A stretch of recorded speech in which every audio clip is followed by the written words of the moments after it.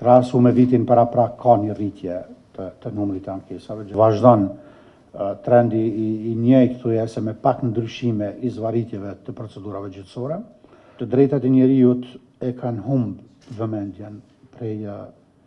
vëmendjen e institucioneve. Këtë vit kemi pranuar deri tash kur po flasëm 1669 ankesa.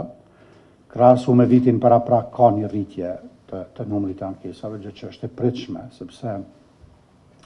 në situatat në për cilat kemi kalu këtë vit, mungesa e konsolidimit të institucioneve, krijimit të institucioneve të si rezultati i zgjedhjeve, pastaj fushata zgjedhore, tani më jemi në fushatën e 4 për këtë vit. Nga këto ankesa, 1345 ankesa janë adresuar nga ankus që janë shqiptarë, pra me përkatësi etnike shqiptare. 202 ankesa janë nga komunitetit sërb,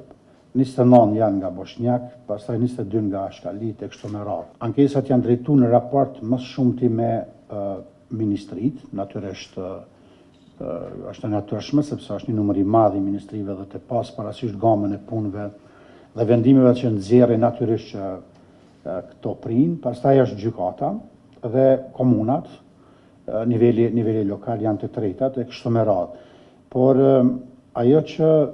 du me theksu është që në raport me pretendimet ankimore vazhdojnë me qenë shqetësim mungesa e vullnetit institucional me zbatu ligjin për ligjet dhe me vepru konform legislacionit për me i kthy përgjigje qytetarëve. Prinë ankesat për shkak të heshtjes së administratës dhe natyrisht kjo për ne është shumë shqetësuese, se për nga numri i ankesave që kemi pranuar kanë të bëjnë me shkeljen e drejtës për gjykim të drejtë të panshëm, pra vazhdon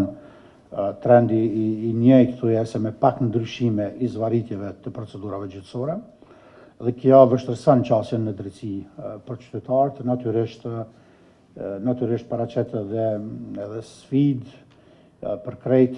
shoqërinë, sepse në mungesë të përgjigjeve nga administrata, në anën tjetër zvarritjeve të procedurave gjyqësore, natyrisht që qytetari ndodhet në një situatë që mbetet pas zgjidhje dhe nuk e ndin, si themi, dorën e shtetit, dorën e institucioneve për mi dalë në ndihmë kurdo që ka nevojë. Të drejtat e njerëzit e kanë humbë vëmendjen prej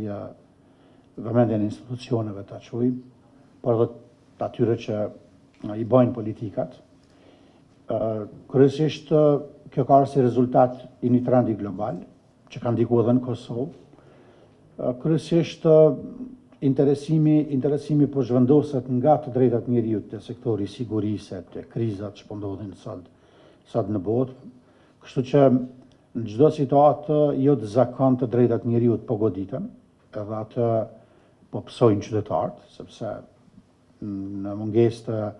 vendosjes së interesit dhe prioritetit të drejtat e njerëzit natyrisht këto po mesin anash dhe